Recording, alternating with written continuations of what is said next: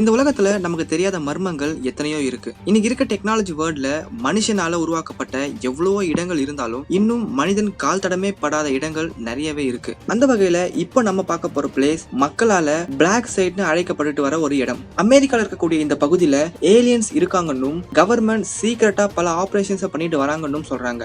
சமீபத்துல கவர்மெண்ட் இந்த ஏரியாக்குள்ள வரவங்களுக்கு ஷூட்டிங் வார்னிங் கொடுத்திருக்காங்க. இந்த அளவுக்கு தடைகளும் பாதுகாப்பும் கொண்ட பல மர்மங்களுடைய ஏரியா 51 பத்தி தான் இன்னைக்கு வீடியோல பார்க்க போறோம். நான் உங்கள் ஹரிகிருஷ்ணன். கோணம் நிகழ்ச்சிக்கு உங்களை வரவேற்கிறேன்.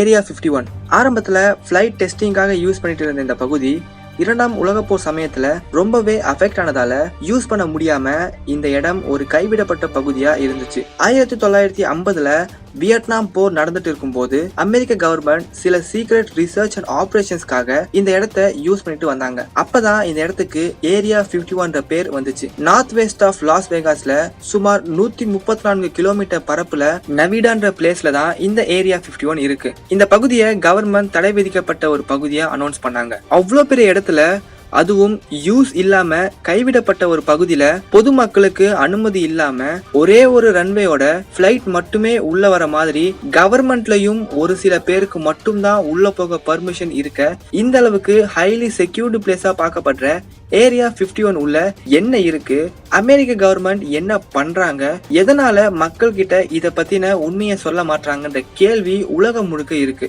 அமெரிக்க கவர்மெண்ட் ஏரியா 51ல பல ஹைடெக்கான வெப்பன்ஸை தயாரிச்சு வராங்கன்னும் மற்ற நாடுகளோட போர் சீக்ரெட்ஸ் அண்ட் எக்ஸ்பெரிமெண்ட்ஸை பண்ணிட்டு வராங்கன்னு பொதுவான மக்கள் கருத்து இருக்கு. ஏன்னா கவர்மெண்ட் சம்பந்தப்பட்ட சீக்ரெட்ஸ் வெளியே போனா அது சேஃப் இல்லனும் அதை ஏரியா 51ல சீக்ரெட்டா மெயின்டைன் பண்ணிட்டு வராங்கன்னு சொல்றாங்க. பட் சில செட் ஆஃப் பீப்புள் என்ன சொல்றாங்கன்னா அங்க ஏலியன்ஸ் இருக்கலாம்னும் அப்படி இல்லைன்னா கவர்மெண்ட் ஏலியன்ஸ் கிட்ட பேசுறதுக்கான விஷயங்களை பண்ணிட்டு வராங்கன்னு சொல்றாங்க. நிறைய பேர் ஏரியா 51க்கு மேல UFO-வை பார்த்ததா சொல்லியிருக்காங்க. அண்ட் அந்த போட்டோவை எடுத்து சோசியல் மீடியால ஷேர் பண்ணிட்டும் வராங்க. இதன் காரணமாகவே ஏரியா 51 பத்தின மர்மங்கள் மக்கள் கிட்ட அதிகமா பரவ ஸ்டார்ட் ஆச்சு. இத பத்தின உண்மையை தெரிஞ்சுக்க பலரும் ட்ரை பண்ணப்போ கவர்மெண்ட் யாருக்குமே பெர்மிஷன் கொடுக்கல. மக்கள் அன்வான்டா ஏரியா 51 கிட்ட போனாலோ இல்ல வீடியோ எடுத்தாலோ அவங்கள ஜெயில போட்டுருவோம் இல்லனா சுட்டு தள்ளிடுவோம்னு கவர்மெண்ட் சொல்லியிருக்காங்க. இந்த பகுதி பத்தின கருத்துக்களும் விஷயங்களும் நாளுக்கு நாள் அதிகமாயிட்டே போனதால உலகம் முழுக்க இந்த ஏரியா 51 பத்தின டாக்ஸ் பரவ ஆரம்பிச்சது. இந்த இடத்தை பத்தி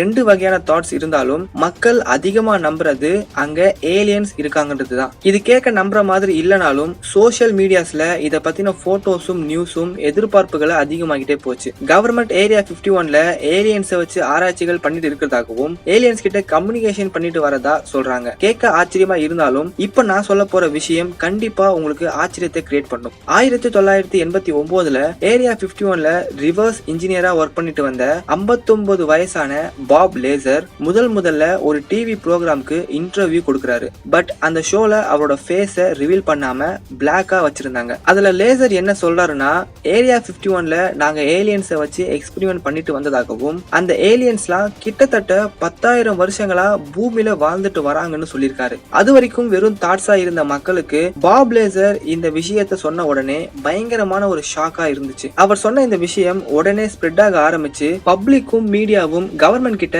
பல கேள்விகளை கேட்க ஸ்டார்ட் பண்ணாங்க. கவர்மெண்ட் என்ன சொன்னாங்கன்னா பாப் லேசர் சொன்ன மாதிரி எந்த விதமான ஆபரேஷனையும் நாங்க பண்ணல, அவருக்கு மனநிலை பாதிக்கப்பட்டிருக்கலாம்னு சொல்லிட்டாங்க. இப்போ ஒரு பிசினஸ் மேனா இருக்கும் லேசர் கிட்ட இத பத்தி மறுபடியும் கேட்டப்போ உள்ள என்ன நடந்துச்சுன்னு எனக்கு தெரியும், நான் சொன்ன எல்லாமே உண்மைனும் எனக்கு எந்த விதமான மென்டல் ப்ராப்ளமும் இல்ல அப்படின்னு சொல்லிட்டாரு. அதுக்கப்புறம் தொடர்ந்து மீடியா இத பத்தின கேள்விகளை கேட்டுட்டே இருந்தாலும் கவர்மெண்ட் எதையுமே கண்டுக்காம விட்டுட்டாங்க. இது நடந்ததுக்கு அப்புறம் தான் ஏரியா 51 பத்தின விஷயம் உலகம் முழுக்க இருக்க எல்லாருக்குமே தெரிய ஆரம்பிச்சது. அண்ட் இத பத்தின கேள்விகள் சந்தேகங்கள் சோசியல் மீடியால இன்னும் ரெண்டு தரப்பு விவாதமா போயிட்டே தான் இருக்கு. சமீபத்துல அமெரிக்கால இருக்கக்கூடிய யங்ஸ்டர்ஸ் என்ன பண்றாங்கன்னா சென்னையில நடந்த ஜல்லிக்கட்டு ப்ரொடெஸ்ட் மாதிரி சோசியல் மீடியால ஏரியா 51 பத்தின சீக்ரெட்ஸை தெரிஞ்சுக்க எல்லாரும் ஒண்ணு கூடுவோம்னு விளையாட்டா ஒரு போஸ்டர் போட்டிருக்காங்க. எதிர்பார்க்காத விதமா ஆயிரக்கணக்கான மக்கள் இதை நம்பி ஏரியா 51 கிட்ட ஒண்ணு கூடியிருக்காங்க. இதனால கடுப்பான கவர்மெண்ட் இந்த இடத்தை விட்டு போகலனா எல்லாரையுமே சுட்டு தள்ளிடுவோம்னு வார்ன் பண்ணி கூட்டத்தை கலைச்சிருக்காங்க. இப்படி நாளுக்கு நாள் மர்மங்கள் அதிகமாயிட்டே போற ஏரியா 51ல